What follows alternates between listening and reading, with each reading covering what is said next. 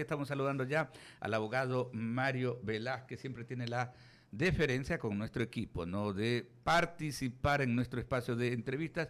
Y tal vez, Mario, arrancar con esto no era parte de lo planteado, ¿no? Para la entrevista, pero obviamente usted siempre hace opinión pública y me gustaría escuchar su opinión con respecto a este momento tan duro, como mencionaba el jefe de la diplomacia europea, Josep Borrell. Son los días más oscuros para Europa desde la Segunda Guerra Mundial. Bienvenido, buenos días. Gracias, buenos días. ¿Cómo están ustedes, señores del panel, a las personas que nos están escuchando? Bueno, verdaderamente terrible. Ayer tuve la información, me la pasó un amigo en la que me decía que ya sabía que había empezado la guerra y uno queda un poco paralizado, ¿no? Un mundo que está todavía intentando recuperarse del problema del COVID y de repente este otro grupo de personas que están queriendo revolver el mundo actual. Miren, este tema yo creo que no le puedo decir que se veía venir, se rumoraba, pero lo que más me parece terrible, y es un llamado de atención al mundo y a la audiencia, es enfrentarnos posiblemente a una nueva guerra fría.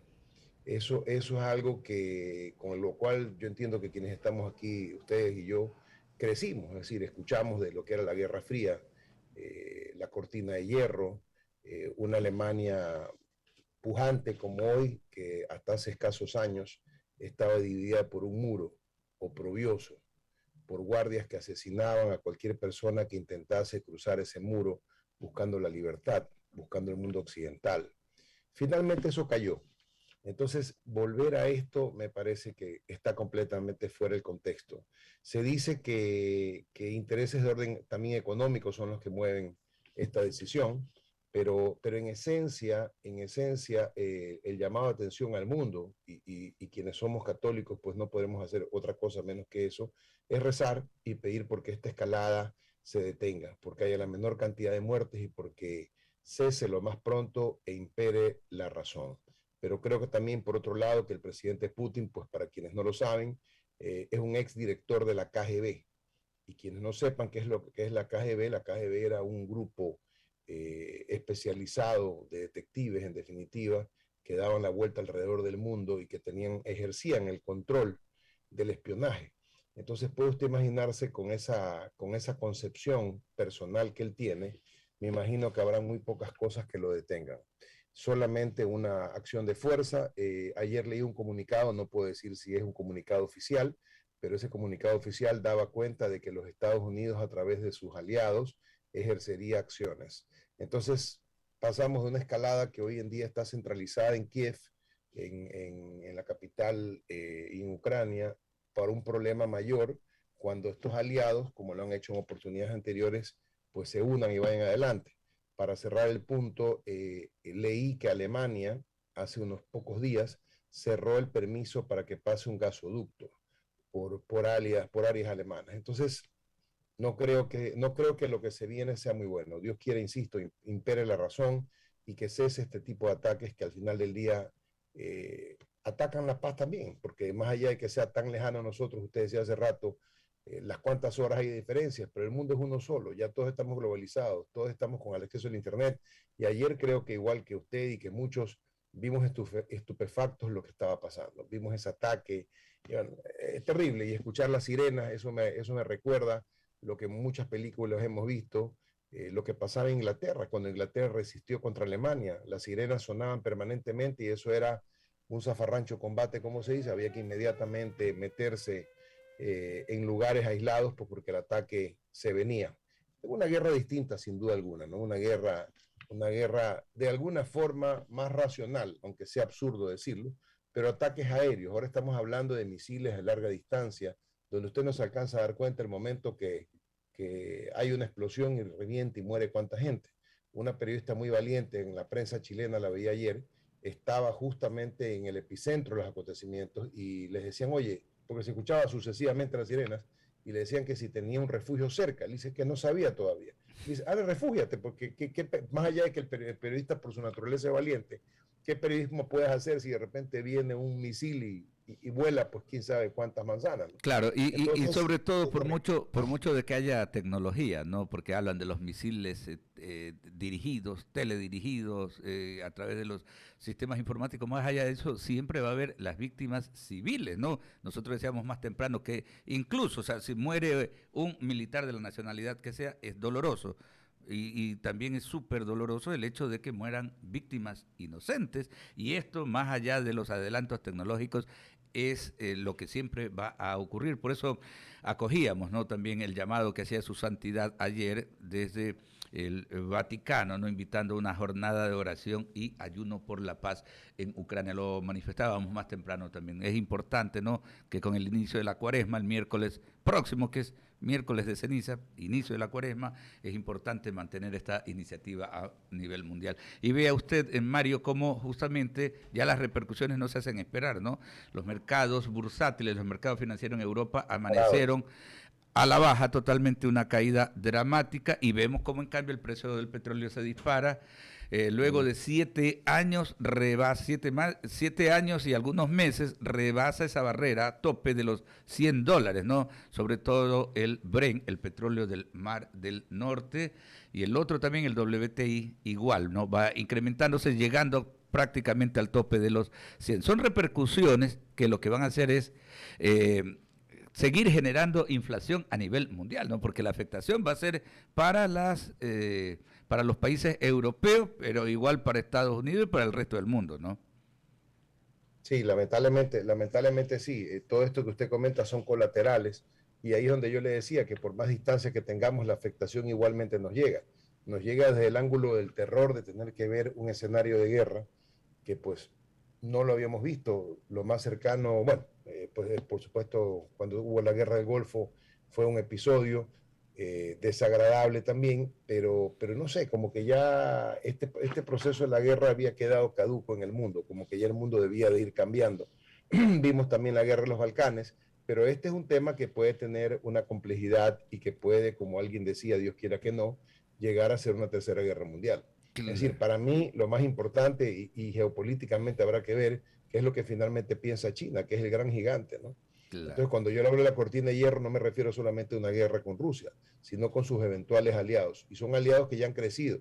No estamos hablando de la China de hace 40 años, 50 años, estamos hablando de una China poderosa, Ujú. económicamente poderosa. Claro, Pero bueno, Dios quiera que impere la razón, ojalá que sí, así sea. que impere la racionalidad, porque también preocupa aquello, ¿no? Precisamente el gobierno de China no ha condenado, como el resto de países, no ha condenado la acción de invasión de Rusia, y eso preocupa tremendamente. 8:15. A ver, yéndonos ahora sí de plano al tema principal por el cual lo habíamos convocado, Mario. A ver, hablábamos hace un momento de esta iniciativa del Ejecutivo, ¿no? Buscar los mecanismos, reducir la cantidad de presos que tenemos en nuestro país. En este primer arranque había manifestado el presidente Guillermo Lasso, ¿no?, que serían 5.000 reos los que se podrían beneficiar con los indultos, ¿no? Con los indultos se ha dejado establecido que es para quienes tengan, pues, reúnan varias condicionantes, ¿no? Pero todo este tema que busca mejorar las condiciones carcelarias, ¿no? De alguna manera también a nivel de quienes hacen la administración de justicia, pues requiere de recursos. Hace un momento entrevistábamos a un abogado, un penalista, y él anotaba aquello, ¿no?, que ya aquí lo hemos comentado ampliamente, el hecho de que las condiciones en las que trabajan los jueces, por ejemplo, no son las más adecuadas. El Ministerio Público, llámese la Fiscalía, también tiene muchas falencias, necesita recursos. De eso se viene hablando muchísimo. ¿Cuál es la lectura que usted saca precisamente para propiciar esas condiciones que permitan mejorar la administración de justicia, volverla más ágil, más eficiente? ¿Cuál es la lectura que usted le da a todo este entramado? Gracias, Alberto, y saludos, Eduardo, que lo veo por ahí en el panel. Bueno, primero mi saludo afectuoso a Carlos Luis. Tuve la oportunidad de escuchar parte de su entrevista. Y bueno, todo lo que él decía, sensiblemente es verdad. Él es un litigante permanente, acude pues, constantemente a la corte y sabe, igual que los que de alguna forma hacemos actividad procesal, judicial, que este para mí es un problema estructural que va más allá de lo que podamos ver hoy. Porque yo le pongo un ejemplo, solamente para ilustrar a la comunidad. Se dice que no tienen materiales, se dicen que unos son deshonestos, que otros son honestos, y todo esto. Y mañana se pretende hacer un cambio. Si en ese cambio no se hace una gran depuración racional, tampoco bajo abusos, evidentemente vamos a tener un problema dentro del cual, si le damos toda la libertad que se dice que los judiciales debieran de tener, pues evidentemente vamos a jugar con las mismas personas que hoy son satanizadas o afectadas o mencionadas como vinculadas con actos impropios. En consecuencia, este tema estructural para mí debe ser parte de un análisis mucho más profundo, donde no sea tan importante cuántos títulos tenga el juez, sino cuán correcto es, cómo ha fallado en sus sentencias y guardar una idea de un estándar racional en el cual efectivamente actúen dentro del marco legal, dentro del marco ético. El problema es que ya ahí existe hay una degradación moral en el tiempo que ha hecho que quienes vayan a ejercer la actividad de juez vayan con una intención distinta de la que realmente llevan. Es decir, lejos de convertirse en un honor, ser un judicial termina siendo una fuente para alimentar no solamente a su familia, sino otras cosas. Y además los egos sobredimensionados, o sea, la raza humana, yo creo que en general, o por lo menos la nuestra, se ha ido poco a poco deteriorando y tenemos este tipo de personas. Yo no creo que cuando una persona es designado juez debe de inflar su ego, insisto, ir adelante en función de juzgar como le dé la gana o juzgar por compadrazgos. Ese es otro problema, más la metida de la mano en la justicia, que yo creo que ya fue parte de un proceso y que ojalá que el gobierno actual no lo haga, aunque ya los están acusando por haber realizado lo del Consejo de Participación Ciudadana. A esto se suma la inestabilidad política que cada día es un ingrediente constante en este país. Hoy en día estamos viviendo una inestabilidad formal con una mayoría en el Congreso que se habría formado, que ya acaba de ejecutar la superintendente de bancos y que seguramente va a ir por más. Pero ya yendo específicamente a lo judicial, yo creo que sí debería haber una escuela judicial real, formal, adecuada. No creo que un juez pueda ser juez de la noche a la mañana, debería haber un proceso largo donde además se lo estudie, se lo depure. Pero imagínense, mañana llega un señor a ser juez de la noche a la mañana y hace cualquier barbaridad. Claro que una forma de medirlos es verificar sus sentencias y establecer la racionalidad con la que se hayan llevado las mismas. Pero también los tufos de corrupción que permanentemente se escuchan están a la flor del día. ¿Cómo mañana un juez que tiene un salario determinado tiene un nivel de vida distinto? Por supuesto que la aspiración de todo ser humano es que todos vivamos felices y contentos y con una economía bollante. Pero ese problema, ese es el primer defecto que yo percibo. Es Claro. decir, inmediatamente, termino con esto, Alberto, inmediatamente empiezan a vivir una vida completamente diferente, ¿no?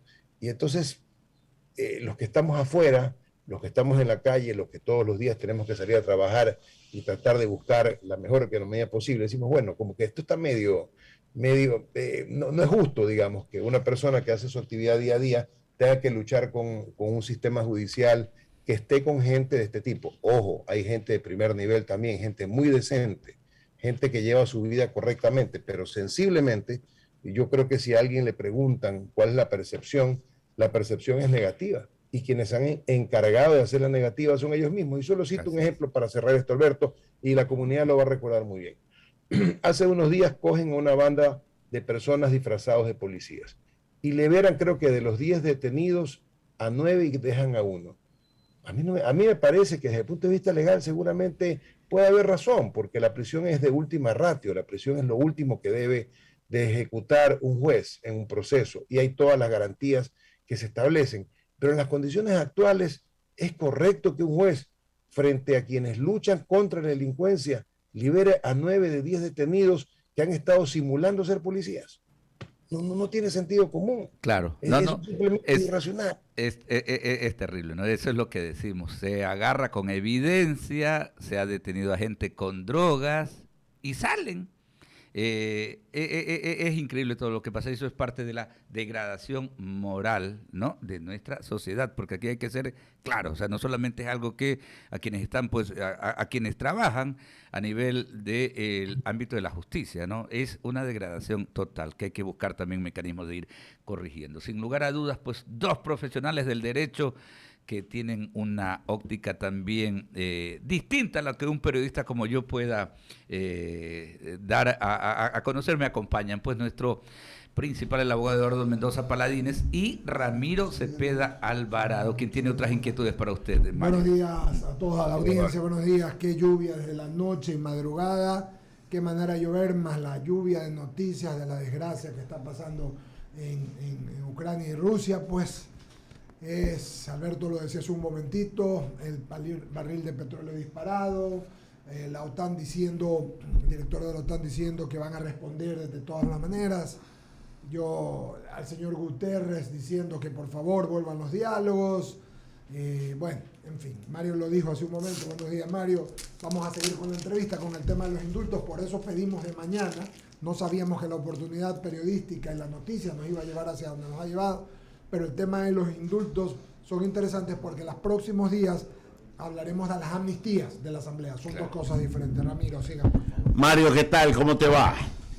Ramiro, qué gusto saludarte. Eduardo, ¿cómo estás? Bien, sin ámbito de adquirir protagonismo que no me gusta, pero aquí fue donde dijimos el indulto como solución hace ya 5 o 6 meses. Sí, señor. ¿Se acuerda? Sí, indulto indiscriminado, ¿no? No, yo dije indulto, por supuesto que hay que analizar los casos porque hay gente que debería estar afuera y hace rato por temas procesales, ¿ya?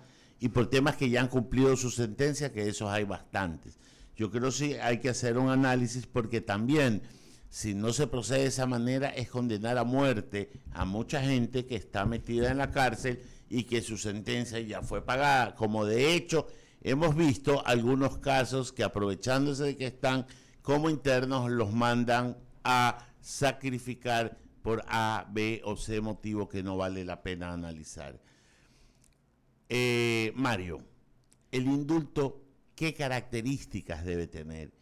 ¿Qué presupuestos debe de contemplar el presidente de la República para que pueda proceder, para evitar que sea una torre de Babel en donde vayan los que son y los que no deben ser? Gracias, Ramiro. Efectivamente, lo que tú mencionas, como dices bien, sin afán de protagonismo, en este panel se lo trató y ustedes tuvieron la bondad de invitarme a una de esas entrevistas y casualmente se habló de este tema. Efectivamente, bueno, para información general, el indulto es una facultad constitucional y legal que tiene el presidente de la República para conmutar, para perdonar una pena. El perdón de la pena no significa, valga ratificarlo, que la persona liberada de la cárcel no cumpla con la reparación integral, que básicamente es económica.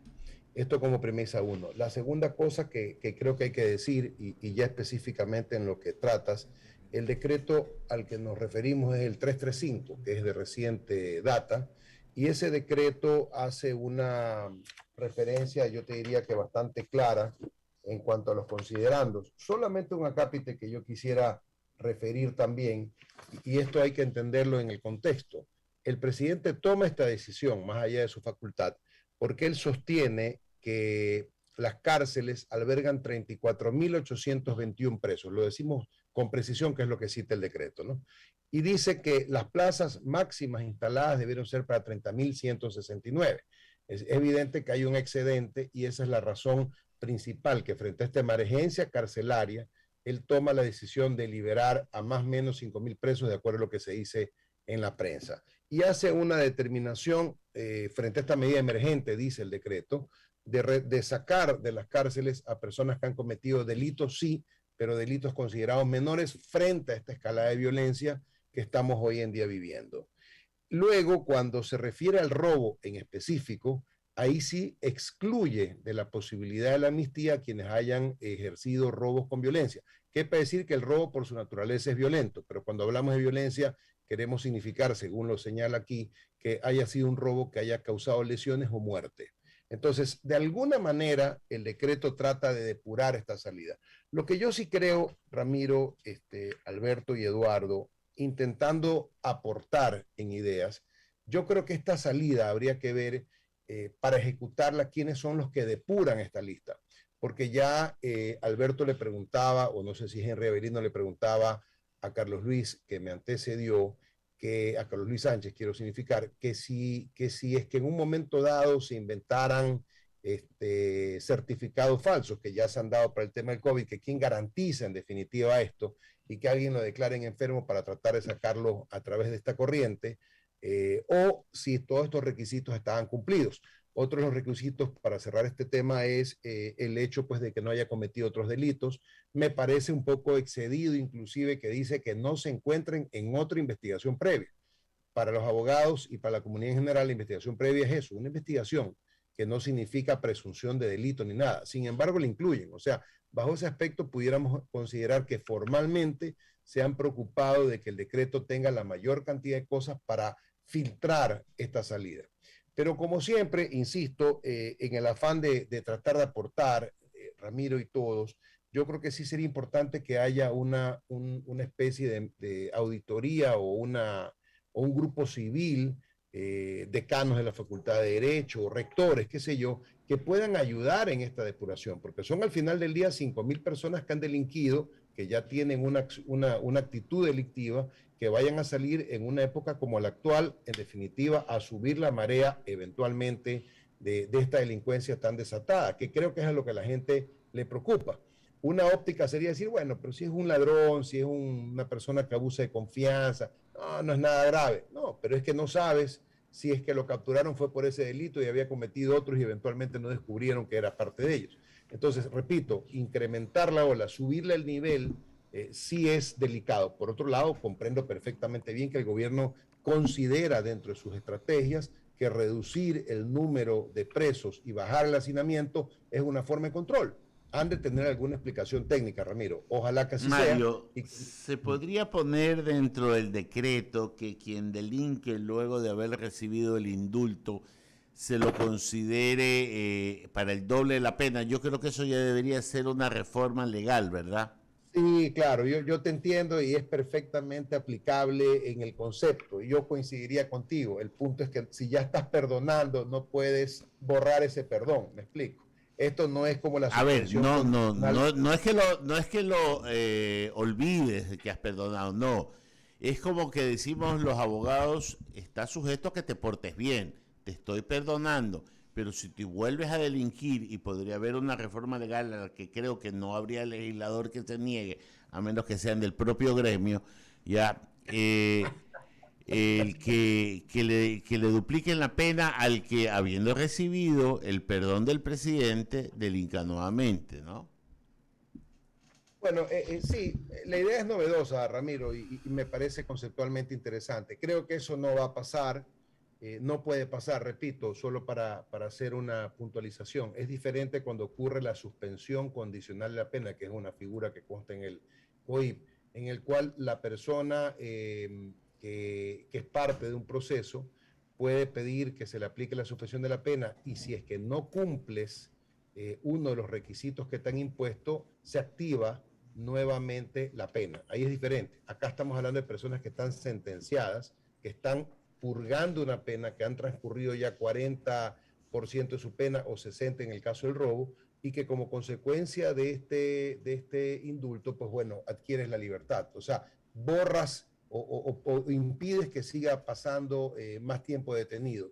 ¿No es verdad? Perdonas la pena, pero no perdonas, y hago hincapié en esto porque es algo que puede quedar en el ambiente flotando, la reparación integral. Esa queda completamente íntegra y tienes que cumplirla.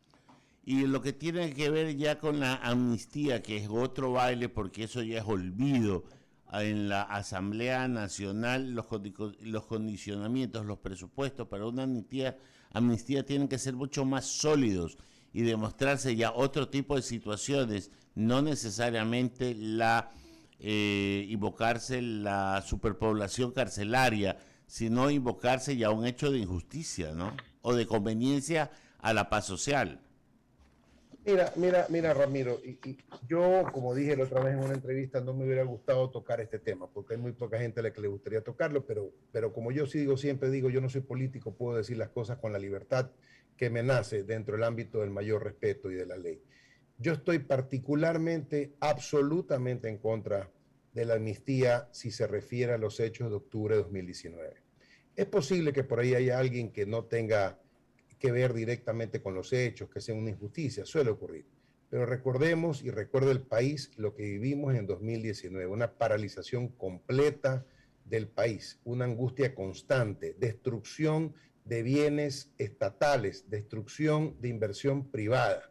Entonces no me vengan ahorita que por razones políticas hay que dar la amnistía. Yo en eso sí creo, Ramiro, y estoy seguro que coincidirás, quienes hemos sido formados como salesianos, como Eduardo y como tú, no estoy seguro si Alberto también sea salesiano, tienes que tener una conducta clara frente a la vida. Es decir, una persona que actúa como actuó esa horda de gente en su oportunidad que destruyó patrimonio cultural, que acoquinó a los quiteños, eso no merece amnistía. Y ojalá que ahí impere también la lógica, la razón, y que entiendan que históricamente eso no puede darse. La amnistía en el país ha sido manejada siempre en vías de temas de carácter político, y eso lo comprendo bien. Entonces, no me digas que vamos a quedarnos todos tranquilos y serenos después que pudimos apreciar los destrozos que se causaron, la paralización del país, repito, la destrucción de patrimonio cultural y adicionalmente a eso destruir inversiones importantes.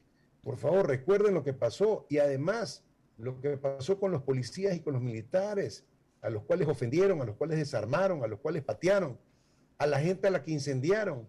Con todo respeto, Ramiro, hay que tener un poco de coherencia, de sindéresis, de cordura y de sentido común, pues eso no puede ser. Yo sé que eso es político, lo sé perfectamente bien, y tú has vivido en política y sabes lo que es, y Eduardo también lo sabe, y estoy seguro que Alberto lo comprende perfectamente bien. Pero ¿qué mensaje le estás dando al país? ¿Qué mensaje le estás dando a las generaciones actuales? De que puedes hacer cualquier desmán y que mañana por razones políticas te dan una amnistía.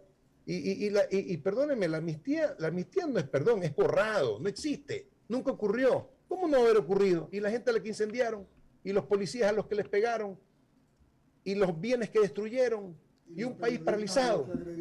Por la espalda. Señores, tengamos sentido común. Eso no debe pasar, y ojalá que los políticos y los legisladores, por lo menos guayaquileños, apoyen, y por supuesto los legisladores de Pichincha, tengan la fortaleza necesaria, que se aparten de la línea del partido si es que es el caso, y que pongan orden, señores. O sea, ellos son los padres de la patria, son los legisladores, los que están permanentemente en una asamblea, tienen que poner orden. Eso no puede ocurrir.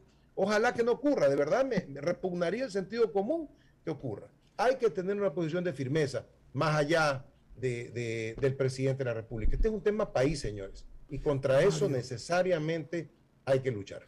Nos quedan 3 minutos, se nos ha ido el tiempo. La idea, y fuiste muy técnico y muy claro, la verdad, y te vamos a invitar para hablar de las amnistías, porque era más el tema del indulto. Yo solo te hago una pregunta, que me quedan 3 minutos y quiero que por favor me condenses el tema. El propósito, porque lo dijo el presidente desde el año pasado, desde el mes de octubre o septiembre, que nos convocó a una reunión un grupo de periodistas en Quito, luego lo dijo en Guayaquil 2 veces, lo ha dicho en varias sesiones que estaban estudiándolo, en varias entrevistas, me lo dijo a mí en diciembre en una entrevista también en Carondelet. El fondo de él es tratar de liberar las cárceles del hacinamiento. Yo entiendo el fin y entiendo el propósito del presidente, entonces ha tomado una serie de casos y estudios. La pregunta es la siguiente: saca 5,000 presos que no son de peligrosidad, ok, ¿esto es positivo en ese sentido o traerá otras consecuencias? Porque muchas veces, claro, o muchas veces tú por hacer un bien, por querer hacer un bien, pasa otra cosa, y los legisladores también lo hacen siempre, creen que el espíritu de la ley es uno y sale por otro lado, ¿no? ¿Qué dices tú, Mario? ¿Se podrá arreglar algo en las cárceles o los que saldrán a hacer cosas que ya se supone no deberían? A ver, Eduardo, primeramente, yo creo que la pregunta que tú haces se responde por sí sola en cuanto a que el fundamento del decreto es justamente bajar el hacinamiento. Desde ese punto de vista, eso es innegable, es una actitud emergente, en condiciones normales no se hubiera dado, hoy vivimos en una emergencia, a grandes males, grandes remedios, ¿no es verdad? Es casi que un estado de necesidad, hay que hacerlo. Está bien, hay que hacerlo y el presidente ha escogido una gama de delitos que no son mayormente graves. Es decir, la persona que hace un abuso de confianza no es un criminal. Ha cometido un delito, pero no es un criminal. Y por eso te decía que lo grave sería que esto incremente o aumente el nivel delictivo o la escalada que vivimos hoy.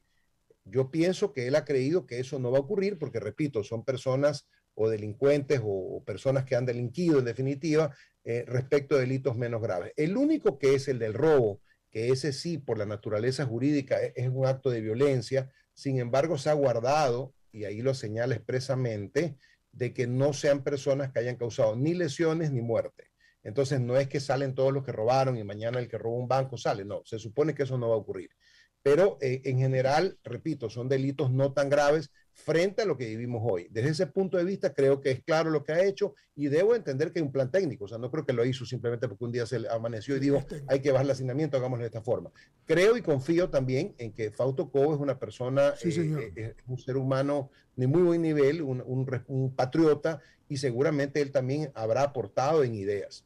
Así que creo que desde ese ángulo, Eduardo, esa es la opción. Ahora esperemos, vamos a ver lo que pasa en los siguientes días. Y lo único que yo aportaría, como se lo dije hace un rato a Ramiro, es ojalá que haya una comisión ciudadana, una veeduría, veo que está el gobernador en línea, una veeduría a la cual se pueden incrementar, por ejemplo, decanos de la facultad de jurisprudencia, rectores, o sea, gente que ayude en la depuración.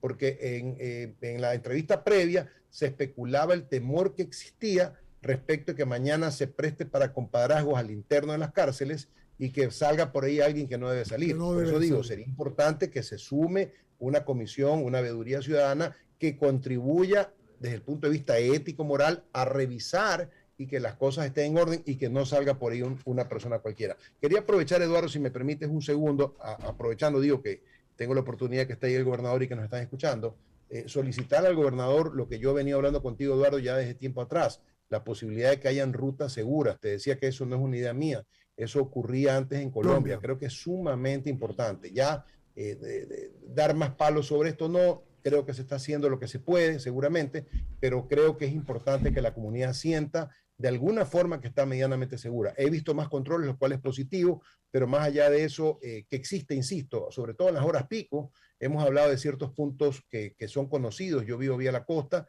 y vía la costa siempre a eso de las 7 de la noche es un tema muy delicado. Entonces, si el gobernador tuviera la bondad de escuchar este exhorto y la posibilidad de que técnicamente aquello sea coherente, insisto, que existan rutas seguras para que la comunidad se sienta medianamente más tranquila de lo que hoy en día vivimos. Hasta ahí, Eduardo, mi comentario. No sé si quieres alguna otra pregunta sobre el tema. Agradecerte, Mario, tu gentileza y amabilidad. Está Pablo Arosemena en plataforma, se lo trasladaremos. Gracias. Un abrazo para todos. Saludos. Querido amigo